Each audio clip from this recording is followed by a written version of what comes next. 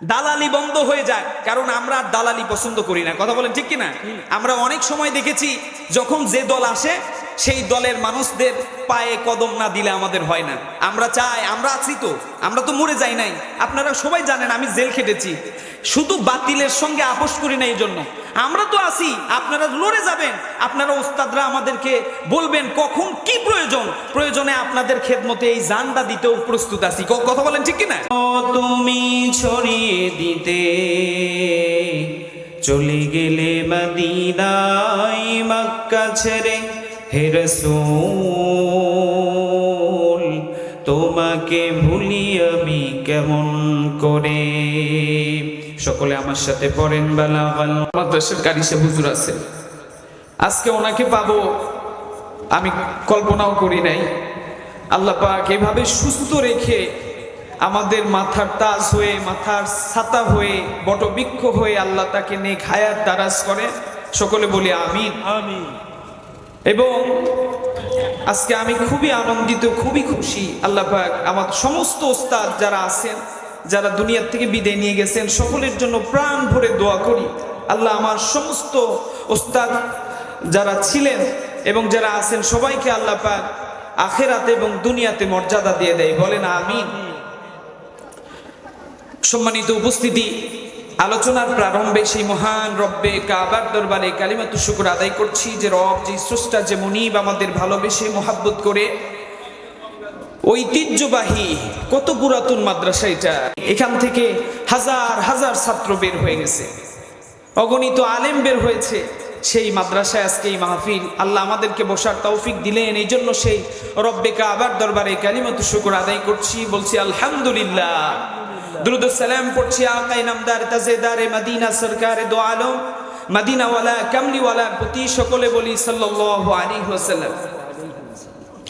পবিত্র কালামে হাকিমের ভিতরে আল্লাহ রাব্বুল আলামিন বর্ণনা করে দিয়েছেন, কুল্লাউ কানাল বাহরু মিদাদান লিকালিমাতি রাব্বি লানাফিদাল বাহরু ক্বাবলা আন তানফাদা কালিমাতু রাব্বি ওয়ালাউ জি'না বিমিসলিহি মাদাদা।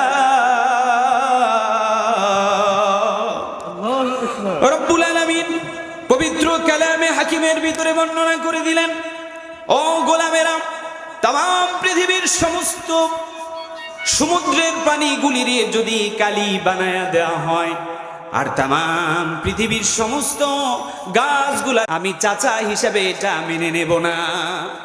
দেখবেন চাচা ভাতিজার ভিতরে যত দ্বন্দ্বই থাকুক, এক জায়গায় মারামারি শুরু হয়ে গেলে চাচা মার খাচ্ছে, ভাতিজা দাঁড়ায় দেখতে পারবে না। কথা বলেন ঠিক কিনা? আল্লাহ নবীজির বাবা ছিল না, বিশ্ব নবীজির আব্বা দুনিয়া থেকে বিদায় নিয়ে চলে গেছেন ওনার জন্মের পূর্বেই। আর মা দুঃখিনী আল্লাহর নবীজির মা 6 বছর বয়সে নবীজিকে এতিম করে চলে গেলে আল্লাহ নবীজি চাচাদের কাছে লালন পালন হয়েছে, বড় হয়েছে। নবীজি, বিশ্ব নবীজি কলিজার টুকরা চাচা দুনিয়া থেকে যখন বিদায় নিয়ে চলে গেলেন, আল্লাহ নবীজির বড় মন খারাপ হয়ে গেল। বলেন, বাপ চাচা যদি দুনিয়া থেকে বিদায় নিয়ে চলে যায়, আব্বা জানেরা ভাতিজারাই বোঝে চাচা হারানোর যন্ত্রণা কেমন। বাবা যদি দুনিয়ার থেকে চলে যায়, চাচা হারান, বাবা হারানোর যন্ত্রণা সন্তানই বোঝে। মা যদি দুনিয়ার থেকে চলে যায়, ওই মা দুঃখিনী হারানোর যন্ত্রণা সন্তানই বোঝে। আল্লাহর নবীজি ছোট্টবেলায় এতিম, চাচার কাছে লালিত পালিত হলেন। আল্লাহর নবীজির চাচাও বিদায় নিল। কিছুদিন পর হাদিস শরীফের মধ্যে বর্ণনা আসছে, আল্লাহ নবীজির কলিজার টুকরা বিবি খাদিজা, যারে বেশি মোহাব্বত করত, প্রথম বিবি যতদিন পর্যন্ত নবীজির বেঁচে ছিলেন, নবীজি আর দ্বিতীয় বিবাহ করেন নাই। আল্লাহ নবীজির কলিজার টুকরা বিবি খাদিজাও বিদায় নিয়ে চলে গেল, কারণ নবীজির বয়সের চাইতে খাদিজার বয়স অনেক বেশি ছিল। আল্লাহ নবীজির কলিজার টুকরা বিবি খাদিজা বিদায় নিয়ে চলে গেল। নবীজির মনটা বড় খারাপ। এই মুহূর্তে জিবরাইল আমিন এসে খোঁজ খবরে দিল। কোরআনুল কারীমে আল্লাহ পাক ঘোষণা দিলেন, সুবহান সুবহানাল্লাযী আসরা বিআবদিহি লাইলাম মিনাল মাসজিদিল হারামি ইলাল মাসজিদিল আকসা। আল্লাহু আকবার। বিশ্ব নবীকে আল্লাহ রাব্বুল আলামিন জিবরাইল আমিনের মাধ্যমে খবর দিলেন, ইয়া রাসূলুল্লাহ, ইয়া হাবিবাল্লাহ, মন খারাপ করে থাকবেন না। আপনি মন খারাপ করলে আমি আল্লাহ সহ্য করতে পারি না। আপনার অন্তরের ভিতরে যদি কষ্ট থাকে, আমি স্বয়ং রব্বুল আলামিন, আমারও মন খারাপ হয়ে যায়, আমারও কষ্ট হয়। ইয়া রাসূলুল্লাহ, আসেন, আপনার আপনজন, আপনার চাচা বিদায় নিয়েছে, আপনার বিবি বিদায় নিয়েছে, অসুবিধা নাই। আপনার সবচাইতে বন্ধু আমি রব, সরাসরি আপনার সঙ্গে আল্লাহর দরবারে দেখা হবে। সুবহানাল্লাহ।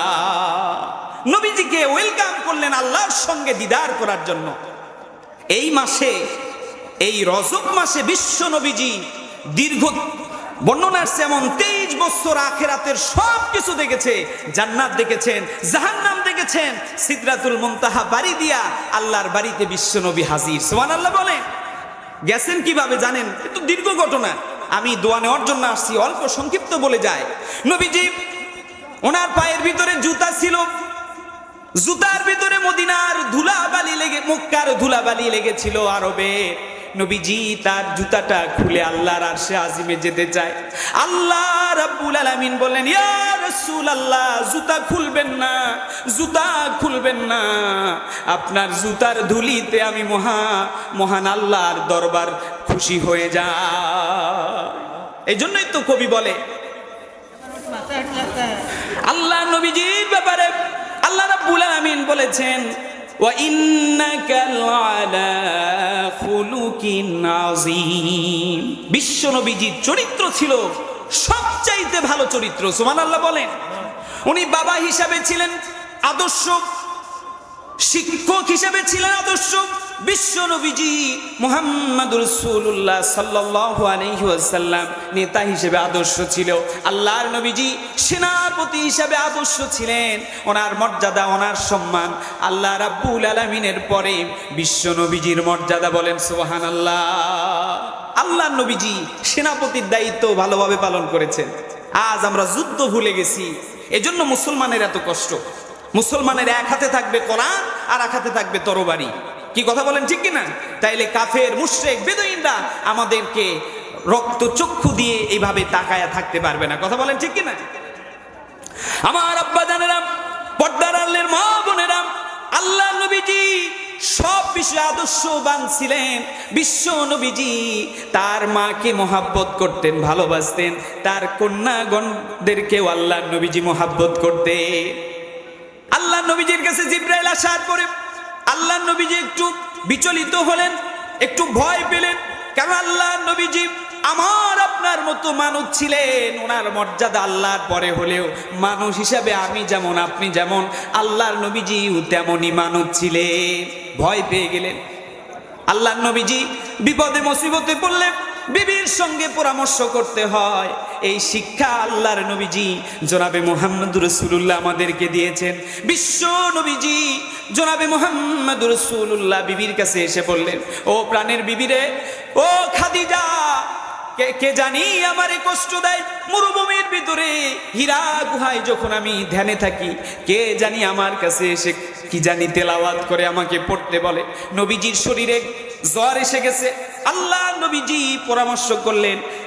খাদিজা বলল, ইয়ে আমার প্রাণের স্বামী, ও আমার প্রাণের স্বামী গো, ভয় পাবেন না। কারণ আপনি তো তাম পৃথিবীর ভিতরে আমার চোখে যত মানুষ দেখেছি, সমস্ত মানুষের চাইতে আপনার মর্যাদা সবচাইতে বেশি। এত সুন্দর আদর্শবান মানুষ আর কাউরে দেখি নাই, এত সুন্দর চরিত্রের মানুষ তো আর কাউরে দেখি নাই। আপনারে থেকে কেউ ভয় দেখাতে পারে না। আপনি নবুয়াতের পূর্বে আল্লাহ নবীজিকে আরবের মানুষ আল আমিন বলে ডাকতো। সুবহানাল্লাহ। আপনি তো কাউরে কষ্ট দেন না, আপনারে কেউ কষ্ট দিতেই পারে না। নিশ্চয় এটা অন্য কিছু হবে। নবীজি দ্বিতীয় দিন আবার জিবরাইল আমিন এসে বলল, ইয়া রাসূলুল্লাহ, হে ইয়া হাবিবাল্লাহ, আপনি পড়েন, ইকরা বিসমি রাব্বিকাল্লাযী খলাক। যিনি আপনাকে সৃষ্টি করেছেন তার নামে আপনি তেলাওয়াত করেন। আসলে কোরআন যে পড়বে তার মর্যাদা কমবে না বাড়বে? আমরা এই মাদ্রাসায় পড়েছি, যখন ছাত্র ছিলাম তখন আমাদের মর্যাদা, আর আজকে কথা বলতেছি আমাদের মর্যাদার ফারাক আছে না নাই? অনেক ফারাক। এটা কেন হয়েছে? এই কোরআনের জন্য, কোরআনকে মহব্বত করার কারণে, কোরআনের ছাত্র হওয়ার কারণে। কথা বলেন ঠিক কিনা? এটা আমার সামনে হয়তো বা লক্ষ লক্ষ মানুষ নাই, কিন্তু আপনাদের দোয়ায়, হুজুরদের দোয়ায় হাজার হাজার লক্ষ মানুষের সামনেও কথা বলার সুযোগ আল্লাহ আমাদেরকে দেন। মহসিন ভাই আছেন এখানে, উনিও সারা বাংলাদেশে বিভিন্ন অঞ্চলে মাহফিল করে। মাওলানা উমর ফারুক বিন হাবিবি আমাদের মাথার তাজ, যারা আমার অনুপ্রেরণা। আমি যখন ছোট ছিলাম তাদেরকে দেখে আমি ভাবতাম যে কবে মহসিন ভাইয়ের মতো ওয়াজ করা শিখবো, কবে ওমর ফারুকের মতো ওয়াজ করা শিখবো। আজ আল্লাহ পাক আপনাদের দোয়ায় কবুল করেছে। আমার সামনে লক্ষ মানুষ নাই, তাতে আমার কিচ্ছু যায় আসে না। আমার সামনে আপনারা হাতে গোনা কিছু মানুষ থাকলেও লক্ষ লক্ষ ফেরেশতা এখানে নাজিল হয়েছে। সুবহানাল্লাহ বলেন। কারণ ওয়াহাফাতুহুমুল মালাইকা ওয়া গাশিয়াতুহুমুর রাহমা। সম্মানিত আমার বাপজানেরা, গ্রামের মানুষ যখন ভালোবাসে, বিশ্বাস করেন কলিজা ভরে যায়, চোখে পানি আটকে রাখতে পারি না। গ্রামের মানুষদের প্রতি দরদ বেশি থাকে। কথা বলেন ঠিক কিনা? আল্লাহ নবীজিকে যখন মক্কা থেকে বিতাড়িত করে মদিনায় পাঠালেন, নবীজি বারবার মদিনার দিকে যায় আর মক্কার দিকে তাকায়।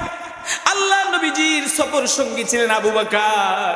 নবীজির আবু বকর সফর সঙ্গী হিসেবে যাচ্ছিলেন। আবু বকর নবীজিকে বললেন, ইয়া রাসূলুল্লাহ, কেন বারবার মক্কার দিকে তাকান? বলে, ও আমার কলিজার টুকরা আবু বকর রে, যেই গ্রামে, যেই ঘরে, যে এলাকায় আমার জন্ম, যেখানে আমার বেড়ে ওঠা, যেখানে আমার বড় হওয়া, ওই নিজের গ্রাম রেখে কতদিন জানি না আবার এই মক্কায় ফিরতে পারবো। ওই মক্কার মধ্যে আমার কত স্মৃতি, মক্কা ছেড়ে যাইতে আমার কলিজাটা ছিঁড়ে যা। আল্লাহ নবীজিকে আল্লাহ পাক বিজয় দিয়ে দিলেন। মক্কা বিজয়ের পরে বিশ্ব নবীজি কারো সঙ্গে প্রতিশোধ নেন নাই। আল্লাহ নবীজি উনি এই জন্যই তো বলা হয়েছে, আল্লাহ নবীজিকে আল্লাহ রাব্বুল আলামিন দুনিয়ার জীবনে রহমত করে পাঠিয়ে দিয়েছে। সুবহানাল্লাহ। নবীজিকে রহমত করে পাঠিয়েছেন। আল্লাহ নবীজির দয়া, বিশ্ব নবীজির মায়া, বিশ্ব নবীজির ভালোবাসা দুনিয়ার কারোর সাথে তুলনা হয় না। নবীজির ছোট্ট একটা ঘটনা বলে শেষ করব ইনশাআল্লাহ। আল্লাহ নবীজি আরবের বুকে যখন বিজয় হয়ে গেল, আমরা কি করি? বিজয় হইলে কোপান শুরু করে দেই, তুই আমার উপরে এই অত্যাচার করছিস, আজ তোরে খবর আছে। ক্ষমতা যার তখন গরম তার হয়ে যায়। কথা বলেন ঠিক কিনা? কিন্তু শ্রেষ্ঠ কাজ হলো ক্ষমা করে দেওয়া। ক্ষমার মতো মহৎ কাজ আর পৃথিবীতে আছে? আল্লাহ নবীজি ক্ষমা শিখিয়ে দিলেন। কারণ আল্লাহ পাকও বলেছেন, লা তাকনাতু মির রাহমাতিল্লাহ, তোমরা গুনাহ করতে করতে একেবারে শেষ করে ফেলছো, নিরাশ হয়ে যেও না। আমার রহমত, তোমাদের গুনাহ যেখানে শেষ করবে আমার রহমত সেখান থেকে শুরু হয়ে যাবে। সুবহানাল্লাহ। বিশ্ব নবীজি, আমি শেষ করে দিচ্ছি। আল্লাহ নবীজি কাবা শরীফ থেকে যখন বিদায় নিয়ে চলে যাচ্ছিলেন, আল্লাহ নবীজি নিজের গ্রামের প্রতি, নিজের এলাকার প্রতি যেই দরদ ভালোবাসা দেখালেন, আল্লাহ নবীজির পরে আল্লাহ নবীজি 10 বছর পরে আসলেন মক্কায় ফিরে। আসার পরে এক বুড়িমা, মক্কা বিজয়ের পরে কি করলেন? বুড়িমা ছোট্ট 2টা টোপলা নিয়া হাঁটতে পারে না, সে কোথায় জানি চলে যায় ভয়ে।